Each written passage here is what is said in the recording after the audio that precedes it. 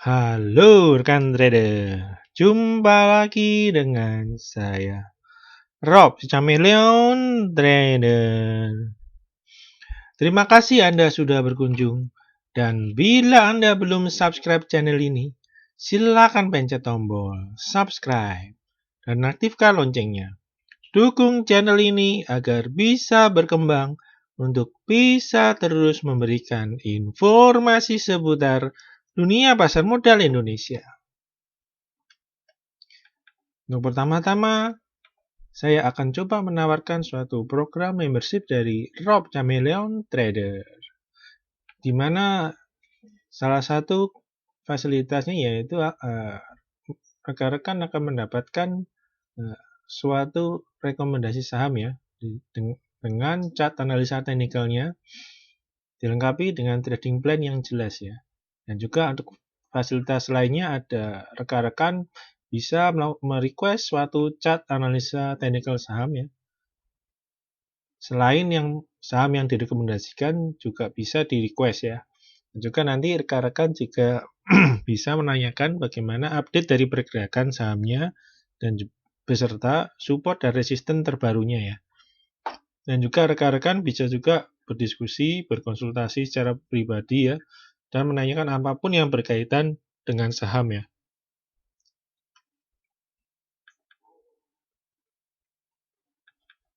Nah, bila rekan-rekan tertarik ya dengan layanan di atas ya, bisa untuk telepon atau WhatsApp ke 0838 960 21213.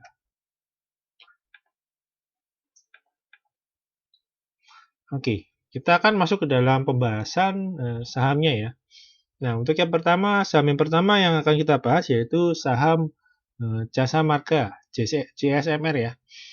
Nah, dapat kita lihat ya, JSMR ini masih berada di dalam tren yang sangat uptrend ya.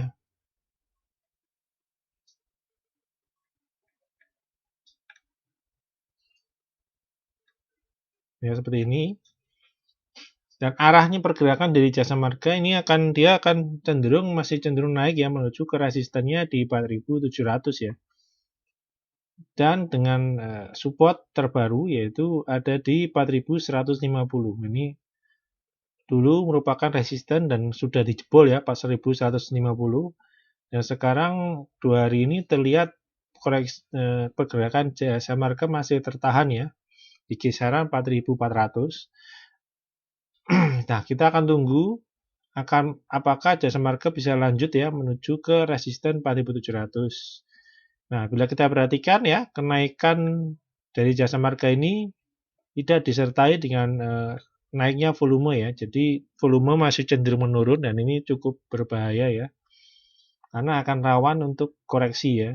Nah, dan juga bila kita lihat dari MACD-nya, juga kita lihat kenaikannya tidak diiringi dengan akumulasi beli yang cukup kuat ya. Nah, ini juga menambah rawan koreksi ya dari pergerakan Jasa Marga ini ya. Nah, harap diperhatikan apabila Jasa Marga turun ya.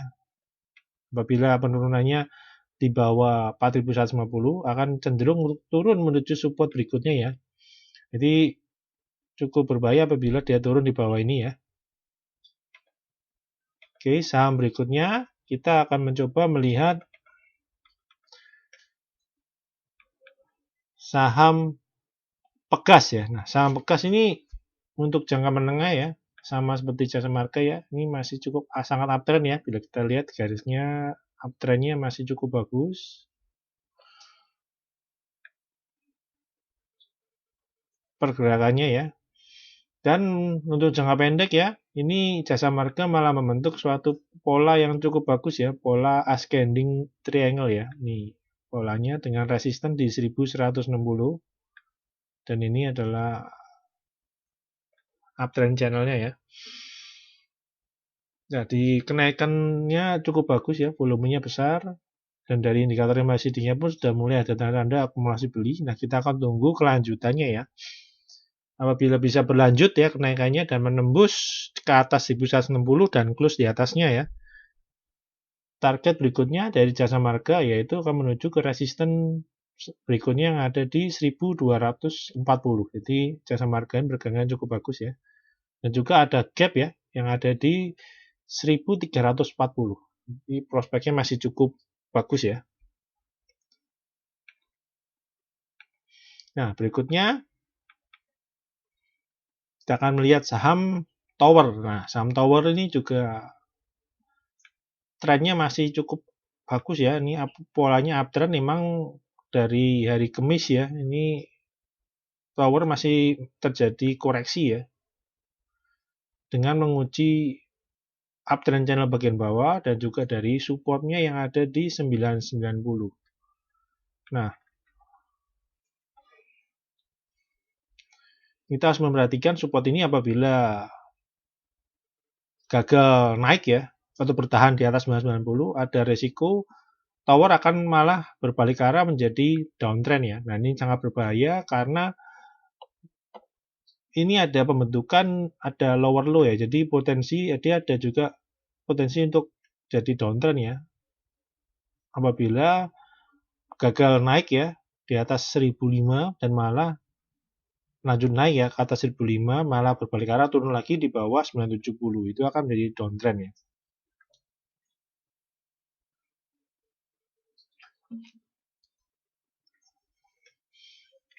Namun apabila berhasil melanjutkan kenaikan ini ya, potensinya yaitu akan menguji resisten di 1085.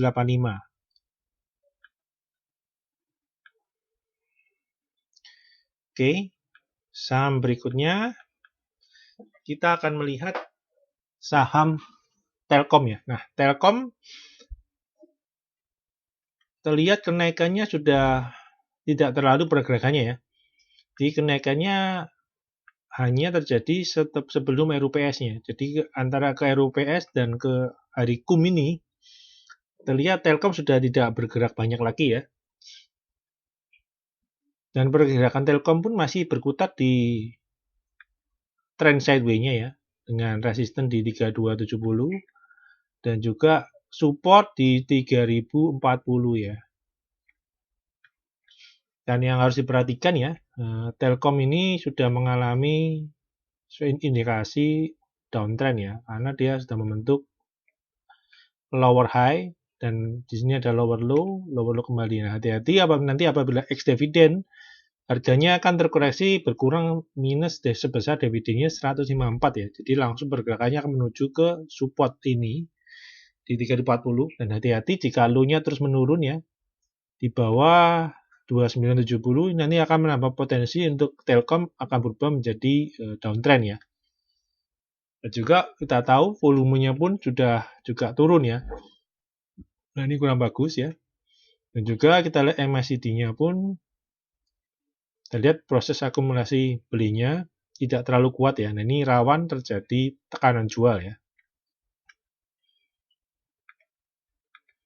Oke, saham berikutnya kita akan melihat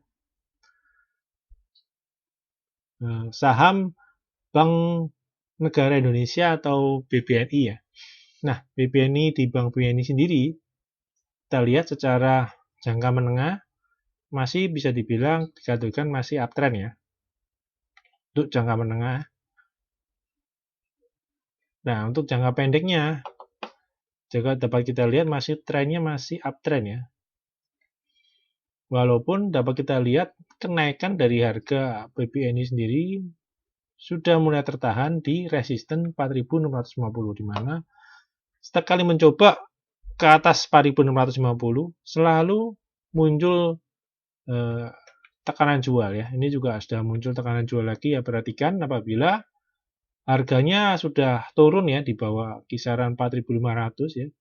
Ini BBNI akan cenderung untuk ke support ya, bergerak menuju ke support di 4.240 dan dia akan nanti bakal cenderung untuk bergerak sideways lagi ya.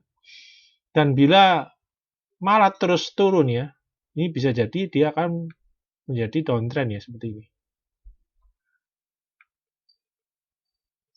Apalagi dia bakal tembus di bawah area support ya sebelumnya ini. Ini akan menambah potensi untuk BBNI akan turun ke bagian uptrend channel bagian bawah jangka menengah ya. Dan ini cukup berbahaya ya. Nah, untuk volume sendiri cenderung turun ya, dan juga dari MACD-nya pun tidak terlihat adanya akumulasi beli yang cukup kuat. Nah, sekarang malah kembali tertekan jual. Nah, ini akan cukup berbahaya bila penurunan ini terus berlanjut ya. Oke, saham berikutnya kita akan melihat saham HM Sampurna ya. Nah, ini HM Sampurna. Apa kita lihat pergerakannya kurang begitu bagus ya, apalagi dia setelah jebol bawah dari pola rising wedge ini ya. Nah, setelah dia menembus pola rising wedge ini, terlihat pergerakannya cenderung turun ya, dan terus membentuk lower high ya. Terus membentuk lower high dan juga membentuk lower low ya. Nah, ini cukup berbahaya ya. Nah, sekarang HMSP ya, apabila penurunannya terus berlanjut ya, apalagi besok pagi Dow Future minus kembali, ada potensi besar ya, ini HMSP akan menguji support di 1630 kembali, dan apabila gagal bertahan di atasnya, HMSP akan cenderung turun menuju ke support berikutnya yang ada di 1510 ya. Dan apabila terjadi, berarti trennya sudah berubah menjadi downtrend ya. Nah, seperti ini. Dan bisa jadi penurunannya terus berlanjut menutup, ini ada menutup gap ya, ada gap di 1405 dan juga di 1320. Dan juga bila kita lihat ya, ini volume ketika turun volumenya malah naik ya. Nah, ini cukup berbahaya ya malah ya. Nah, bila volumenya naik, bisa jadi supportnya akan tembus, memperbesar potensi penembusan dari support ya. Juga dari MACD-nya juga sudah terlihat distribusi jual yang cukup kuat ya. Dan makin lama makin membesar ya. Oke, saham terakhir yang akan kita bahas pada hari ini yaitu saham Adaro ya. Nah, saham Adaro dapat kita lihat ya tren 2 minggu terakhir ya. Trennya kurang bagus ya karena sudah berada di moving average 20-nya di mana apabila saham berada di bawah moving average 20-nya, potensi tekanan jual malah semakin besar terjadi ya. Nah, apabila pergerakannya ya tergolong dia sudah membentuk range ya di mirror ranging sideways ya di bawah moving average 20-nya dengan support di 1010 dan resisten di 1085 ya. Dan apabila besok penelemahan terus terjadi dan close di bawah 1010, potensi besar Adaro akan melemah ya menuju ke support berikutnya ada di 925 ya. Nah, dapat kita lihat bahwa pergerakan Adaro ini melihat besar kemungkinan dia akan memulai downtrend apabila konfirmasinya yaitu penembusan di bawah 1000 close di bawah 1010 kembali. Nah, seperti kita lihat perubahan trennya ya, ini dari uptrend ya, dari uptrend. Dan di sini Adaro dia break ya, di sini dia breakdown ya dari uptrend channelnya dan sekarang dia ada potensi dalam masa peralihan atau sideways ya, sideways jangka pendek ya. Nah, bila Adaro gagal kembali ke atas 1000 ya, ke atas 1085, potensinya dia akan turun. Atau dia sideways. Ya, dia punya 3 ini, dia akan sideways dulu, seperti sekarang melanjutkan sideways-nya. Nah, syarat untuk dia lanjut naik, yaitu bisa bergerak naik di atas 1085. Namun, terlihat trennya sekarang malah dia cenderung tertekan ya. Jadi, kemungkinan besar malah dia untuk turun kembali, apalagi bursa global sedang kurang bagus ya kondisinya ya. Nah, ini cukup diperhatikan ya. Berikutnya kita akan melihat bagaimana pergerakan IHSG sendiri ya. Nah, pergerakan IHSG sendiri dapat kita lihat masih bisa bertahan di atas uptrend channelnya. Walaupun pergerakannya IHSG sudah tidak jelas ya atau nggak karuan ya. Jadi naik turun nggak karuan ya. Sehari naik, sehari turun, sehari naik, sehari turun ya. Sehari naik. Jadi trennya sudah kurang oke ya. Jadi tidak sama seperti akhir bulan yang sebelum-sebelumnya ya. Seperti kita ketahui, di bulan April kita lihat 4 hari turun, dan kita lihat di bulan akhir Mei pun juga naik ya. Sorry, ini turun di 4 hari terakhir dia naik ya. Dan juga 4 hari terakhir di bulan Mei pun juga naik. Namun di bulan Juni ini terlihat terjadi perbedaannya, di mana sampai 4 hari terakhir pun tidak ada suatu pergerakan yang cukup bagus ya. Masih sama pergerakannya ya, naik turun tidak beraturan ya.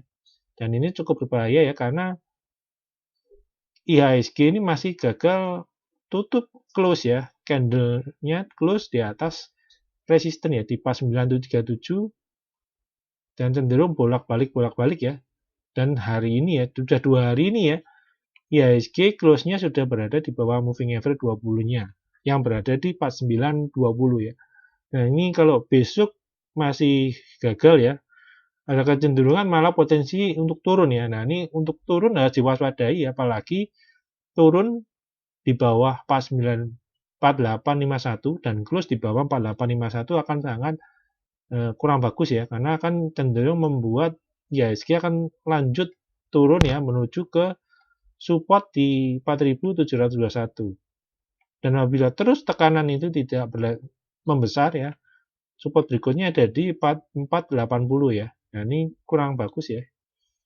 Namun memang pola yang terjadi di pergerakan di IHSG sekarang ini juga rising weight ya. Sama seperti tadi HMSP rising weight juga. Biasanya untuk rising weight biasanya kurang bagus memang ya.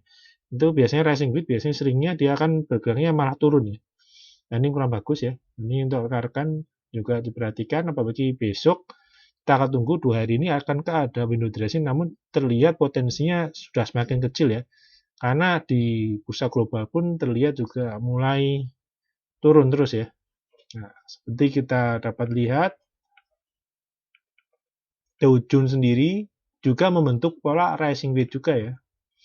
Dan 3 hari terakhir candle-nya sudah berada menembus ke bawah uptrend channel-nya. Jadi trennya sudah bukan uptrend lagi. Ini sudah masuk masa peralihan sideways, dan apabila Dow Jones Senin depan ini close di bawah 25.000, itu ada potensi Dow Jones sendiri akan melanjutkan penurunan menuju ke 23.000 ya.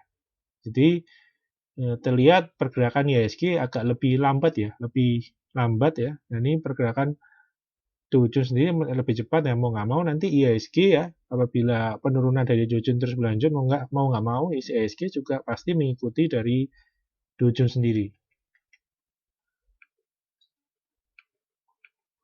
Oke, untuk pembahasan video kali ini cukup sekian ya. Semoga bermanfaat buat rekan-rekan dalam membantu mengambil keputusan beli dan jual.